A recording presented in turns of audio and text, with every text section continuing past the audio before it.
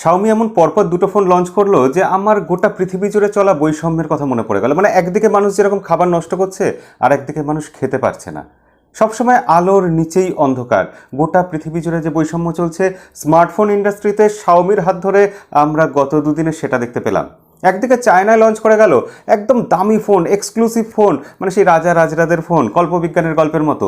আর একদিকে ইন্ডিয়াতে আজকে লঞ্চ করলো তাদের একদম বাজেট সেগমেন্টের ফোন, খেটে খাওয়া মানুষের ফোন, আমাদের ঘাম রক্ত ঝরিয়ে কেনা ফোন।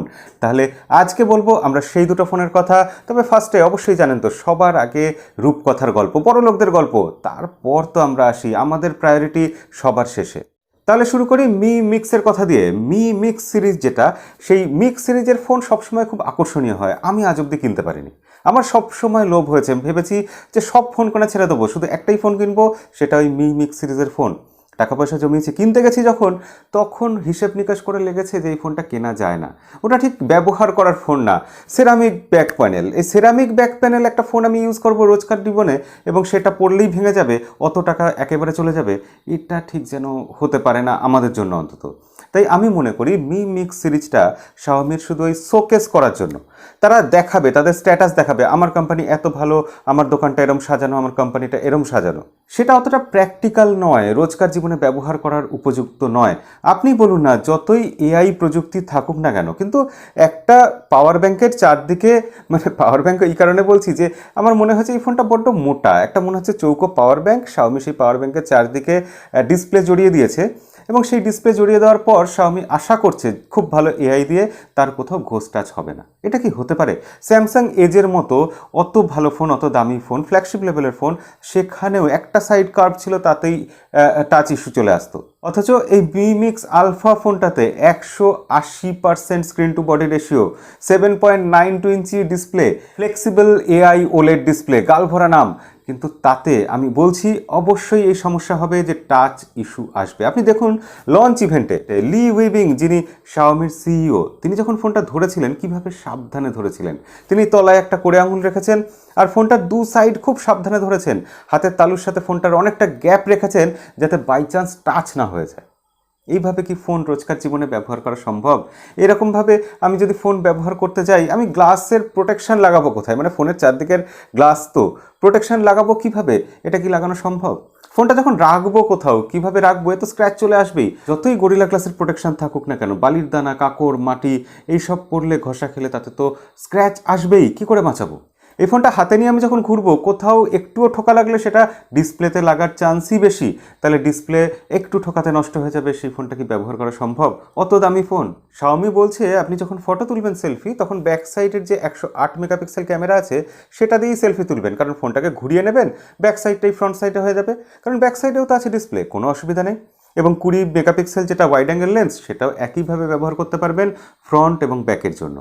তাহলে এর তো গেল ক্যামেরার কনসেপ্ট। দেখতে ফোনটা নিঃসন্দেহে দারুণ, অবশ্যই অসাধারণ লাগছে, কিন্তু দাম, দাম যদি হয় $3000 বেশি, মানে ইন্ডিয়াতে 2 লাখ আর বাংলাদেশে প্রায় 2.5 লাখ টাকার কাছাকাছি দাম হয়, তাহলে সেই ফোন কি করে আমরা ব্যবহার করতে পারবি? এবং শাওমি এটা ব্যবহার করার জন্য আসলে বানায়নি, এটা তারা বলেই দিচ্ছে, বুঝিয়েই দিচ্ছে, কারণ এই ফোনটা লিমিটেড কয়েকটা ফোন বার করা হবে, এবং সেগুলো ওই চায়নার মধ্যে কয়েকজন হাতে গোনা লোককে দেওয়া হবে, যারা খারাপ কিছু দেখলেও সেটা বলবে না বাইরের কাউকে, ওটা নিজেদের মধ্যে থাকবে আর কি।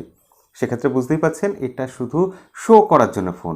তবে শাওমি সবসময় আমাদের জন্য আছে। রেডমি তাদের 5A, 6A, 7 পর 8A লঞ্চ করে দিয়েছে। যারা কয়েকদিন আগে, 2 মাস আগে 7A কিনেছিলেন, বাজেট সেগমেন্টের ফোন, তারা আজকে হাত কামড়াচ্ছেন, কারণ তার আপগ্রেডেড ভার্সন 8A 2 মাসের মধ্যে চলে আসলো। এবং সেই ফোনটাও বেশ আকর্ষণীয়, দারুণ আকর্ষণীয়, 6.22 ইঞ্চি এইচডি প্লাস ডিসপ্লে, কিন্তু নচ আছে। শাওমি কিন্তু কয়েকটা ব্যাপারে ট্রেন্ড সেট করে দিচ্ছে, যেরকম বরাবর তারা দেয়। তারা এই বাজেট সেগমেন্টের ফোনে তারা কিন্তু দিয়ে দিচ্ছে 5000 mAh ব্যাটারি, সাথে দিচ্ছে টাইপ সি পোর্ট। আমার ধারণা টাইপ সি পোর্ট এবার সব ফোনেই চলে আসবে। মানে যে স্বপ্ন দেখে টাইপ সি পোর্ট জিনিসটা বানানো হয়েছিল, যে সব ফোনের একটা কমন চার্জার হবে, সব কিছুর কমন চার্জার হবে, সেই ভবিষ্যৎ মনে হয় বেশি দূরে নেই। এমনকি এটাও হতে পারে যে 3.5mm হেডফোনের যে জ্যাকটা, সেটাও সরে যাবে, ওই অ্যাডাপ্টার টাইপ সি পোর্টে দিয়ে সবাই হেডফোন দেবে। হেডফোনের কনসেপ্টটাই এবার পাল্টে যাবে। খুব শিগগিরই, অদূর ভবিষ্যতেই আমি এটা দেখতে পাচ্ছি। আপনি কি মনে করেন অবশ্যই কমেন্টে জানাবেন। আর এই বাজেট ফোনেও থাকছে ফাস্ট চার্জিংয়ের সাপোর্ট, 18 ওয়াটের ফাস্ট চার্জার। যদিও বক্সে আছে 10 ওয়াটের, কিন্তু আপনাকে এই অপশানটা দিচ্ছে রেডমি যে আপনি 18 ওয়াটের ফাস্ট চার্জার কিনে এখানে ব্যবহার করতে পারবেন। এই ফোনটাতে কিন্তু প্রসেসর ওই যে 7A-তে ছিল কোয়ালকম স্ন্যাপড্রাগন 439, সেই একই প্রসেসর এখানেও দেওয়া হচ্ছে। এখানে দেওয়া হচ্ছে 12 মেগাপিক্সেল ক্যামেরা, যেটা সোনি IMX 361 সেন্সার, এবং ফ্রন্ট সাইডে দেওয়া হচ্ছে একটা 8 মেগাপিক্সেল ক্যামেরা, এবং তার সাথে আছে গরিলা গ্লাস 5-এর প্রোটেকশন। এটা আমার এখনও যেন ঠিক বিশ্বাস হচ্ছে না, এটাকে আমি ভুল ইনফরমেশন পেলাম কিছু।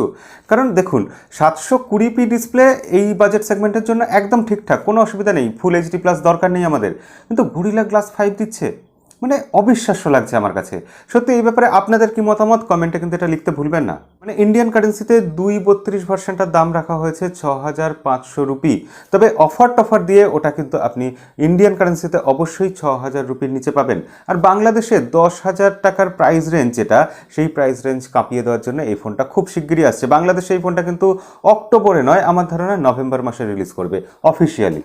এই ফোনটাতে আরও থাকছে dedicated micro SD card slot, এটাতে থাকছে ওয়্যারলেস হেডফোনের সুবিধা, এরকম হাবিজাবি বহু কিছু আছে। এবং এই ফোনটাতে যেটা থাকছে না সেটা হচ্ছে ফিঙ্গারপ্রিন্ট সেন্সার। এই প্রাইস সেগমেন্টে আমরা ইনফিনিক্সের থেকে বা অন্যান্য কোম্পানির থেকে দেখেছি যে ব্যাক সাইডে আমরা ফিঙ্গারপ্রিন্ট সেন্সার পাই, কিন্তু এখানে পাচ্ছি না। ফেস আনলক দিয়েই কাজ চালিয়ে নিতে হবে, এখানে ফেস আনলক আছে। তবে সব মিলিয়ে ওভারঅল আমার মনে হচ্ছে রিয়েলমি C2-র দিন শেষ। সেই জায়গাটা কিন্তু এবার সেই বাজারটা ধরে নেমে রেডমি 8A, এবং ইনফিনিক্স হট 8 এখানে কম্পিটিশনেই আসে না, ওটা একটা ছোটোখাটো কোম্পানি, তারা ভালো স্পেসিফিকেশানস দিচ্ছে, কিন্তু রেডমির সাথে কম্পিট করার মতো জায়গায় তারা এখনও আসে না। সেক্ষেত্রে একদম লোয়ার বাজেট সেগমেন্টে শাওমি কিন্তু আবার দাপিয়ে রাজত্ব করবে কিছুদিন।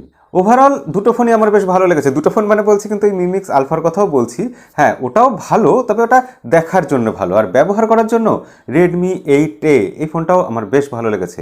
আপনারা কি বলেন কমেন্টে জানাবেন, আর ভিডিও ভালো লাগলে লাইক করতে দ্বিধা করবেন না, আর খারাপ লাগলে তেমনি ডিসলাইক করতেও দ্বিধা করবেন না। দেখা হবে পরের ভিডিওতে। ও হ্যাঁ, আর সাবস্ক্রাইব বাটনটা টিপে রাখবেন, আর বেল বাটনটা টিপতে ভুলবেন না। তাহলে দেখা হবে পরের ভিডিওতে। আজকের মতো বিদায়।